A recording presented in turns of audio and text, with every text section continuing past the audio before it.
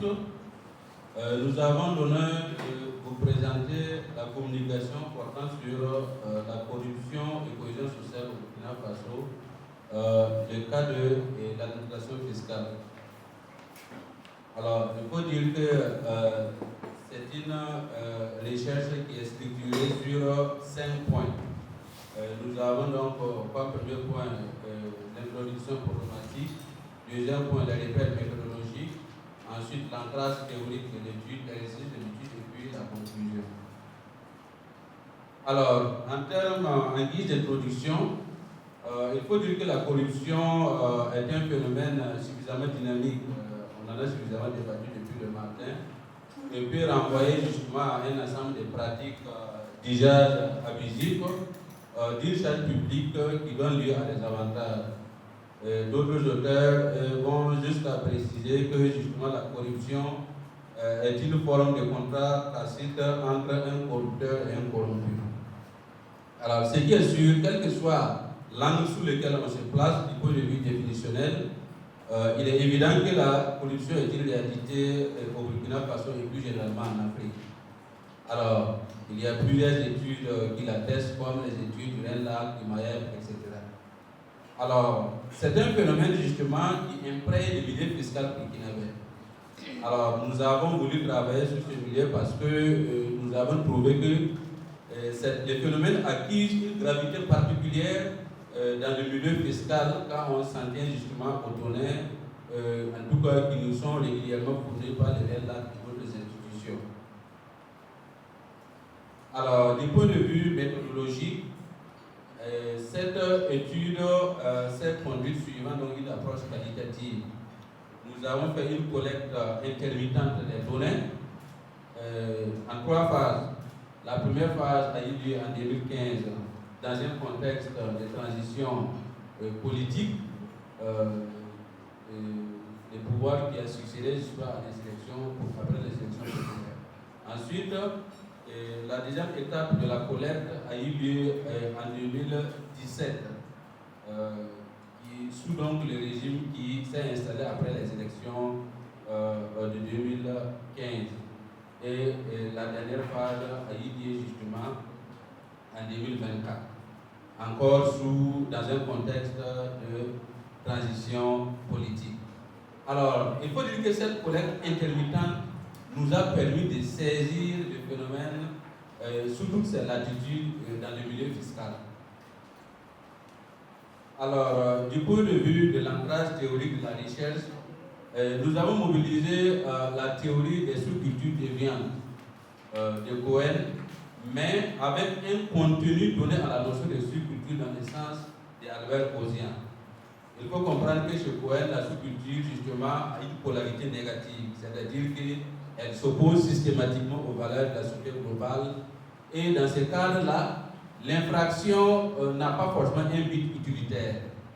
Nous avons estimé que ça ne se colle pas tellement à la réalité au niveau donc, du fisc au Burkina Faso. Voilà pourquoi nous empruntons le contenu donné à la notion de sous-culture d'Albert Ozien, qui justement considère la sous-culture justement comme un ensemble de personnes qui partagent des mêmes normes permettant une interprétation des événements et des choses. Alors, ensuite, nous avons mobilisé la théorie du choix rationnel et des opportunités criminelles, telle que développée par Gary Becker, Cohen et Persson. Alors, pour dire justement que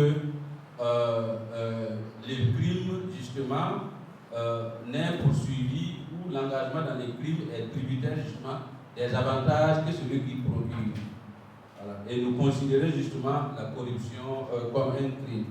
Voilà. Il faut dire que moi je suis sociologue et en sociologie, le crime déborde la définition juridique de ce qui lui est donné et va jusqu'à embrasser l'ensemble des comportements, des actions ou inactions qui donnent lieu, qui offensent les normes gérées dans l'habitude sociale.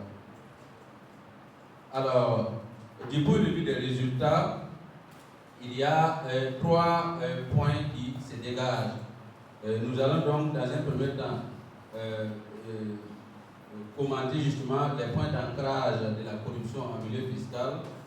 Le deuxième point concerne la représentation sociale de la corruption, alors, contribue justement à expliquer son maintien et son développement dans le milieu fiscal burkinabé. Et enfin, nous avons fait le lien entre la corruption et la cohésion sociale. Alors, du point de vue des points d'ancrage de la corruption en milieu fiscal, il faut dire que nous avons pu identifier la corruption dans la taxation, c'est-à-dire dans l'établissement même des bases de l'impôt.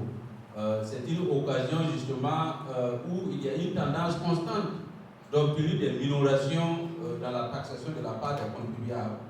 Alors, certains agents du fisc n'hésitent pas justement à saisir l'occasion pour optimiser les avoirs personnels et maintenir un certain train de vie. Alors, comme par exemple nous dit justement ce responsable d'une administration fiscale, il considère que les agents chargés de l'assiette et de recouvrement, et il y a des propositions et justement et la tentation est toujours permanente. Alors, donc ça c'est un responsable d'administration fiscale qui me dit. Et justement, l'analyse c'est que le plus souvent la pêche tendue est généralement saisie pour optimiser effectivement en termes d'avoir et maintenir vraiment un train de vie. Alors, ce qui se passe le plus souvent justement, il y a que on peut suite à ces pratiques-là, un contribuable peut être classé dans un régime fiscal inférieur, c'est-à-dire un catalogage dans un régime fiscal inférieur. Si tu devrais être, par exemple, au réel normal d'imposition ou un réel simplifié, voilà, cela peut vous conduire à vous classer, par exemple, dans la contribution des micro-entreprises. Il y a aussi la dissimulation ou la sous-évaluation de la matière imposable. Alors, on fait d'ignorer tout le potentiel de votre matière imposable pour vous permettre de payer moins d'impôts. Alors, il y a aussi la liquidation minorative, justement, qui se passe. Voilà, au moment de liquider l'impôt, c'est-à-dire qu'au moment du calcul de l'impôt, cela aussi peut se faire au profit, n'est-ce pas, des deux parties, des contribuables, qui est généralement le producteur et justement l'agent de l'administration qui est généralement le producteur. Alors, il faut dire qu'il y a aussi de la corruption dans le recouvrement. Alors, le recouvrement donne lieu à des pratiques collectives. Si c'est au niveau des deux premiers régimes d'imposition, ça va encore. Par exemple, le réel normal et le réel simplifié. Alors, il y a des pratiques collectives là-bas. Là, ça se fait encore moins. Mais ce qui est beaucoup plus important, c'est au niveau donc, du recouvrement dans les secteurs informels, où le plus souvent, la liquidation et le recouvrement se font simultanément. Alors, et donc, quand on croise par exemple un vendeur ambulant de quincaillerie qui pousse, voilà, on liquide et on recouvre en même temps. Alors, en ce moment, la corruption est presque systématique. Quand les agents sortent, justement, la corruption est systématique. Et là, vous allez voir justement des gens qui négocient. Donc l'idée de la négociabilité de l'impôt vient de là. C'est-à-dire qu'il faut négocier avec eux. Sinon, en principe, ce qui est établi par une loi ne doit pas donner lieu à une négociation. Mais l'idée de négociation est engendrée par donc, la pratique de corruption. Est-ce que vous voyez? Alors, et donc, nous avions fait justement une première étude plus globale. Voilà, où justement on a pu pousser le point de la négociabilité de l'impôt qui nous renvoie justement à cette pratique de corruption et la corruption va nourrir encore cette négociabilité de l'impôt. Alors, dans le contrôle fiscal également, il y a et que la corruption s'ancre dedans.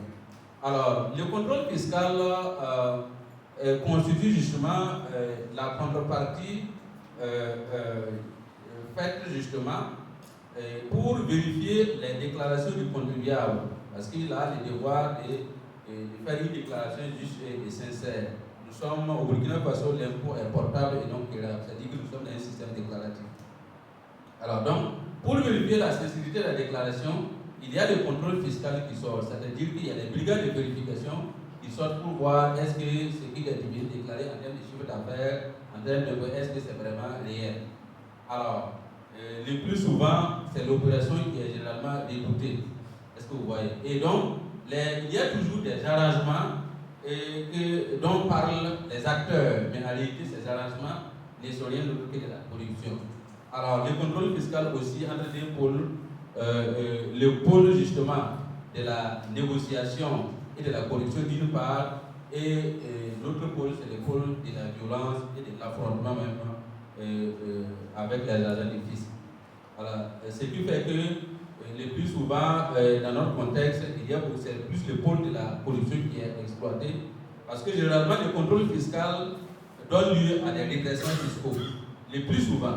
Alors, et donc, les contribuables, pour éviter qu'on vous fasse des redressements fiscaux, pour vous faire donc un rappel d'impôt, ils rentrent dans une logique de corruption avec les vérificateurs.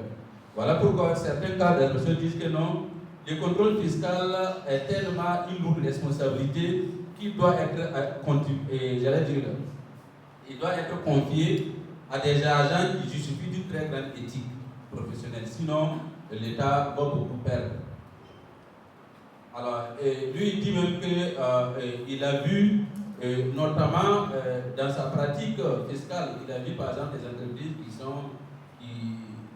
où on a même appelé pour dire, par exemple, d'interrompre des redressements, ou bien des redressements qui sont classés sans suite, etc. Alors, j'en ai fini avec les points d'ancrage de la corruption. Je passe dans une logique de légitimation, pour dire que c'est normal, voilà, et l'autre volet, ce sont les représentations sociales desservant la corruption, c'est-à-dire les représentations sociales qui sont défavorables à la corruption. Alors, du point de vue des représentations sociales à tendance légitimatrice de la corruption, nous avons que la corruption est vue comme une compensation et un privilège professionnel. Alors, la corruption comme compensation justement et privilège professionnel s'observe des deux côtés, c'est-à-dire que du côté des contribuables comme du côté des agents de l'administration fiscale. Alors, du côté des contribuables, les contribuables estiment qu'ils sont victimes d'une surtaxation. Et justement, la corruption doit leur permettre de compenser justement les pertes, en tout cas données selon eux par la surtaxation. Donc, ils disent que les pratiques collectives doivent leur permettre de compenser, en tout cas, ce qu'ils ont perdu par le fait d'une surtaxation.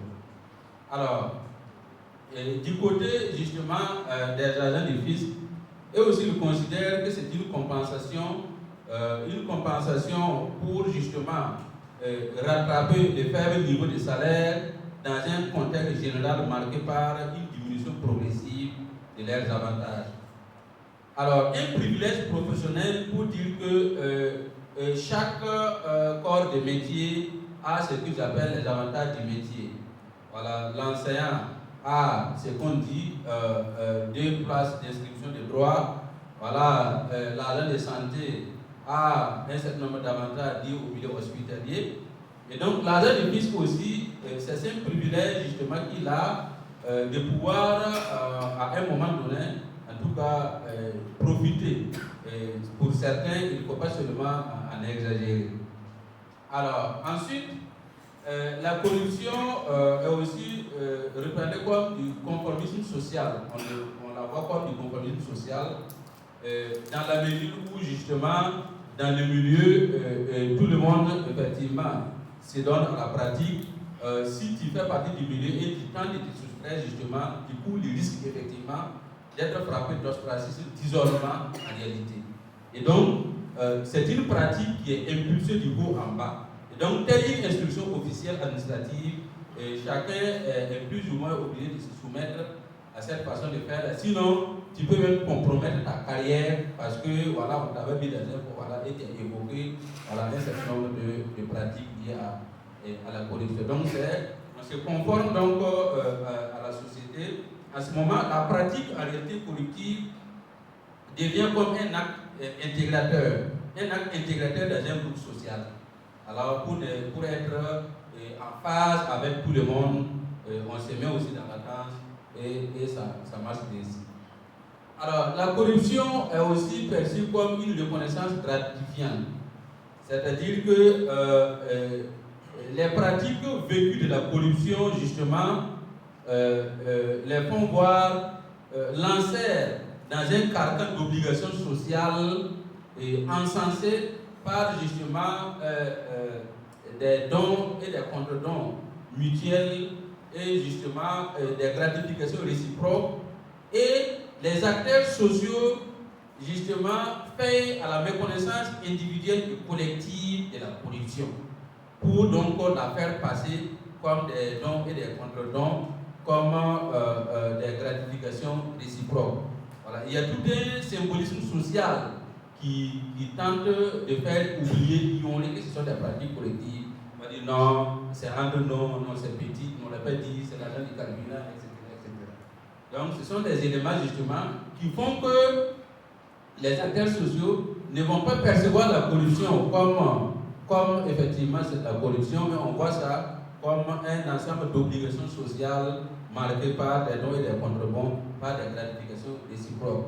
Et d'ailleurs, j'allais dire la structure sociale, notamment la corruption se fonde souvent sur des liens de parenté.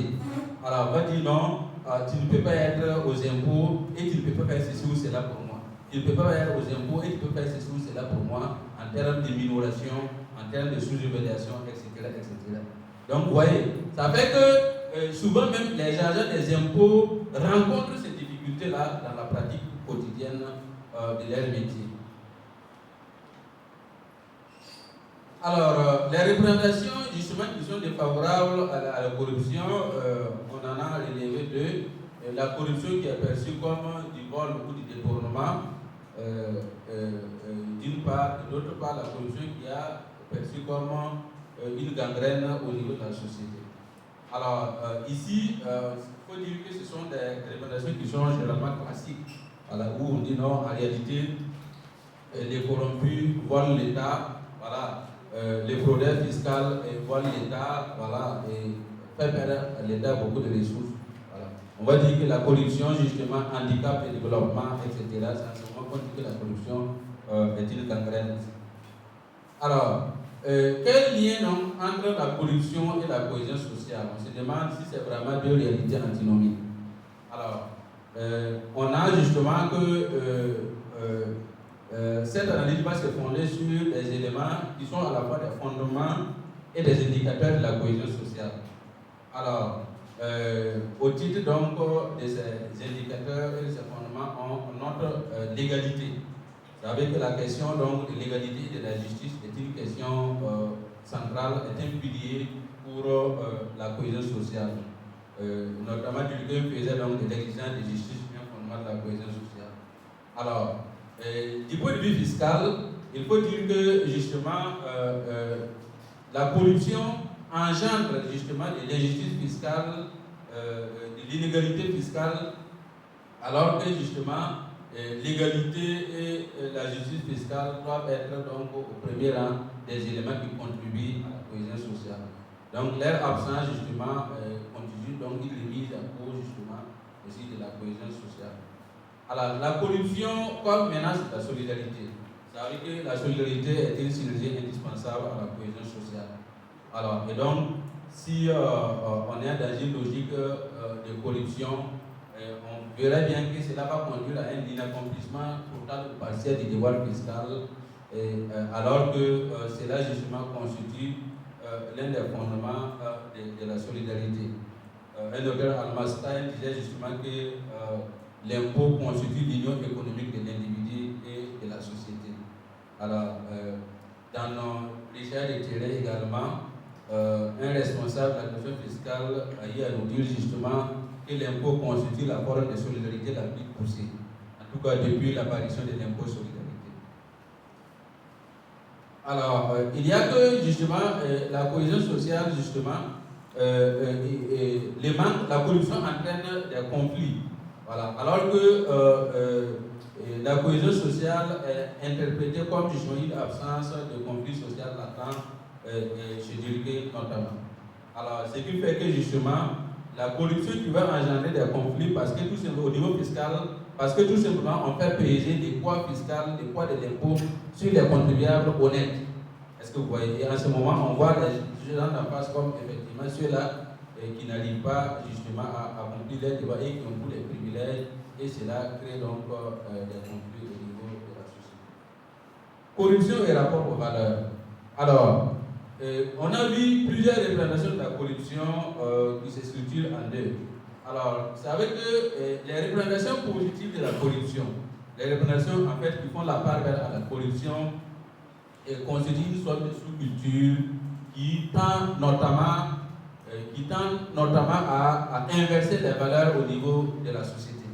Alors, si ça peut s'analyser comme une sous-culture, et les gens de ces blocs-là sont en réalité dans un autre niveau, un changement de paradigme qui conduit notamment à ne plus voir les choses de la même manière que ceux-là, justement, qui voient dans la corruption, justement, une pratique négative. Donc, de ce point de vue, vous savez que la cohésion sociale aussi se fonde sur un minimum de convergence, un minimum donc de culture commune.